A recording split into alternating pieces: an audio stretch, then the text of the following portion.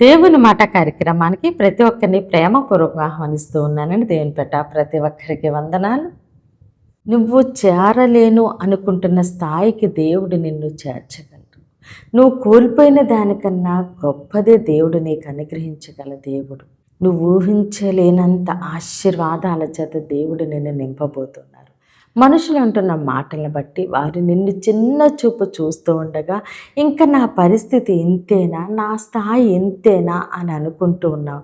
కానీ దేవుడు నీ పరిస్థితిని మార్చగలరు, నీ కుటుంబ పరిస్థితిని మార్చగలరు, నీ పరిధిని మార్చగలరు, నీ పరిమితిని మార్చగలరు. దేవుడు నీ పరిస్థితినే మార్చగలరు. నీ భవిష్యత్తు దేవుని యొక్క చేతిలో ఉంది, మనుషుల చేతిలో లేదు.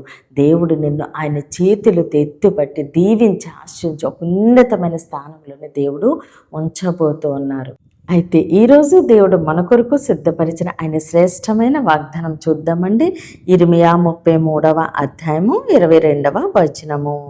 ఆకాశ నక్షత్రములు లెక్కింప శక్యము కానట్టుగాను, సముద్రపు ఇసుక రేణువుల నించుట అసాధ్యమైనట్టుగాను, నా సేవకుడైన దావీదు సంతానమును, నాకు పరిచర్య చేయ లేవీలను లెక్కింపలేనంతగా నేను విస్తరింప చేతును. ఆమేన్. దేవుడి రోజు మనతో మాట్లాడుచున్న మంచి మాట, లెక్కింపలేనంతగా నేను విస్తరింప చేతును. ఆమేన్. ఎవరైతే దేవుని యందు భయభక్తులు కలిగి ఆయన చిత్తానుసారంగా జీవిస్తూ ఆయన ఆజ్ఞలకు లోబడి ఉంటారో వారిని దేవుడు అంటున్నారు, లెక్కింపలేనంతగా నేను విస్తరింపచేతును అని దేవుడు సెలవిస్తూ ఉన్నారండి.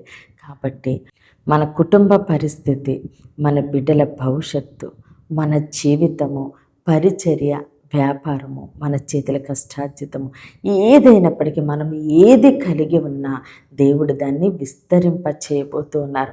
మన పరిస్థితిని బట్టి మనం అనుకుంటాము, ఇంకా నా పరిస్థితి ఇంతే, ఇదే పరిమితిలో ఇదే పరిధిలో ఉండిపోతుంది, నేను ఆశీర్వాదము చూడలేను, సమృద్ధి చూడలేను, అభివృద్ధి చూడలేను, ఇంకా ఇంతే అని అనుకుంటుండగా దేవుడు అన్నారు, లేదు, నేను నిన్ను ఊహించలేనంతగా ఆశీర్వదిస్తూ ఉన్నాను. నువ్వు లెక్కింపలేనంతగా నేను నీ జీవితంలో కార్యములు జరిగించబోతూ ఉన్నాను. నువ్వు చూడని చేరుకోలేని స్థాయికి నిన్ను, నీ కుటుంబాన్ని, బిడ్డల్ని, పరిచర్యను, వ్యాపారాన్ని నేను విస్తరింప చేయబోతున్నాను అని దేవుడు సెలవిస్తూ ఉన్నారు. ఏదైతే మనము గత కాలంలో కోల్పోయామో దానికి మించిన ఆశీర్వాదాలే, శ్రేష్టమైనవి దేవుడు మనకు అనుగ్రహించబోతున్నారు.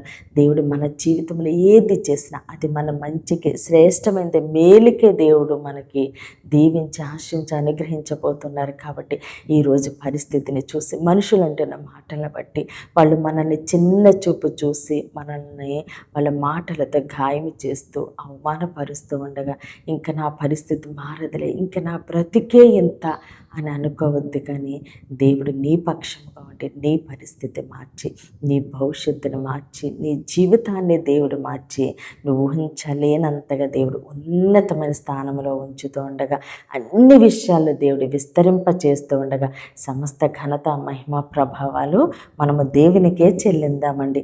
ఈ కొద్ది మాటలు దేవుడు మన వినికిల్లో దీవించి ఆశీర్వదించునుగాక. ఆమెన్.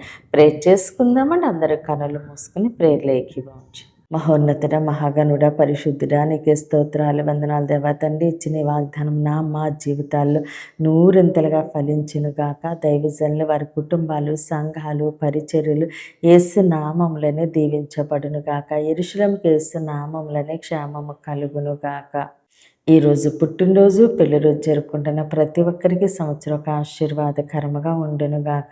దేవుని మాట పరిచర్యలో పాలిభాగస్తులై భారం కలిగి ప్రార్థన చేస్తున్న ప్రతి ఒక్కరిని దేవుడు బహుగా దీవించి ఆశీర్వదించునుగాక.